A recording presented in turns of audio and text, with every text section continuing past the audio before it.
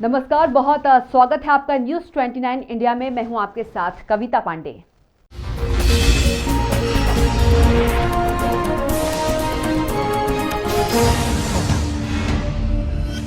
मध्य प्रदेश में 27 विधानसभा के उपचुनाव दहलीज पर है, जिसको लेकर सूबे में एक बार फिर किसानों पर सियासत गरमा गई है। कांग्रेस ने किसान कर्ज माफी को लेकर एक पेन ड्राइव सार्वजनिक की है, जिसमें उन तमाम अन्नदाताओं के नाम है जिसका कांग्रेस सरकार ने कर्जा माफ किया है। कांग्रेस की पेन ड्राइव पर सवाल खड़े करते हुए गृह मंत्री नरोत्तम मिश्रा ने कहा कि मैं शुरू से बोल रहा हूं कि ये पेन ड्राइव ट्विटर और टीवी की सरकार थी। गृह मंत्री ने आगे कहा कि कांग्रेस किसानों के खेत में जाकर किसी भी 4 अन्नदाताओं के कंधे पर हाथ रखकर बोले कि कमलनाथ ने उनका 4 लाख का कर्जा माफ किया है। कांग्रेस ने पहले भी किसान कर्ज माफी को लेकर एक बंडल जारी किया था। कांग्रेस ने पहले किसानों को दर्द दिया, अब ड्राइव कर रही है। साथ ही गृह मंत्री ने आज देवास जा रहे कांग्रेस के जांच दल पर तंज कसते हुए कहा कि जब प्रदेश में कांग्रेस सरकार थी तब किसानों के बीच नहीं गए। कांग्रेस किसानों को इतना ना समझे। प्रदेश के किसान अब सब समझ रहे हैं कि कांग्रेस सरकार ने उन्हें धोखा दिया। नरोत्तम मिश्रा ने पूर्व मुख्यमंत्री पर तीखा हमला करते हुए कहा कि कमलनाथ सर्वाधिक झूठ बोलने वाले सीएम हैं। Bureau report, news 29 India. खराब हुई है, उनका निरीक्षण करें। जब सरकार में थे तब तो कभी गए ही नहीं।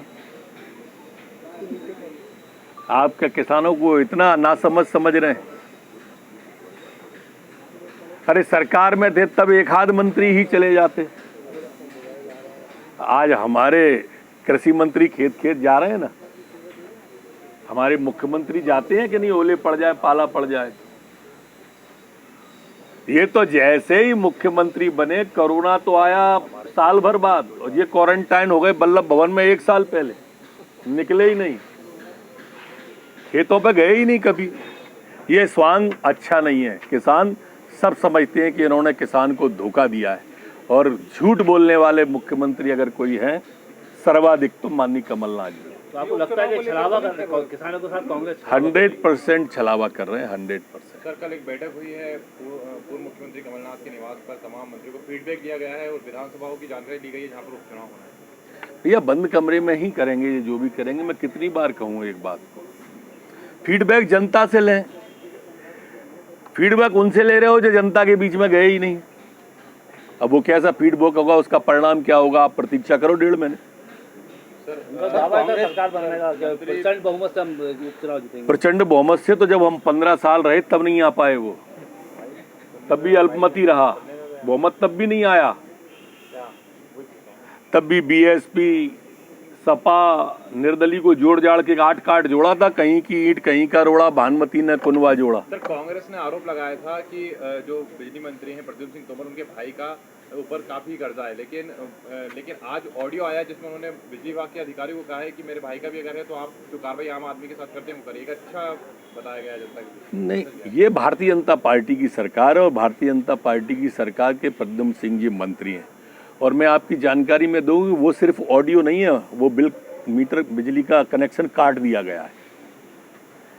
तो इसलिए ये सरकार, यहाँ पर कानून का राज्य है। यहाँ पर तो कार्रवाई सबके ऊपर ही समान होती है, वही हो रही है। सर, कांग्रेस ये बोल रही है कि हम हमारे पूर्वज समझदार थे, इसलिए पहले बीजेपी को नहीं कर सके। बेरोजगारी बढ़ रही है, कोरोना बढ़ रहा है, इन सब चीज़ों को लेकर उनके पूर्वज कैसे थे वो तो निकल के आ चुका है पूरा। कैसे देश बर्बादी के कगार पे आया है।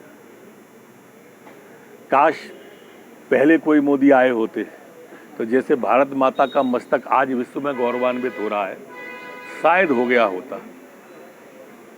उनके जितने पूर्वज हैं हमारे सब देखे हुए हैं, जाने मिले हुए हैं। सर, ये 1 सितंबर से अनलॉक को लेकर कुछ और बदलाव करने जा रहे हैं क्या? इस तरीके से व्यवस्था केंद्र सरकार की गाइडलाइन आने वाली है उस संबंध में। उनकी केंद्र सरकार की अनलॉक के बारे में गाइडलाइन आने के बाद में राज्य सरकार तय करेगी।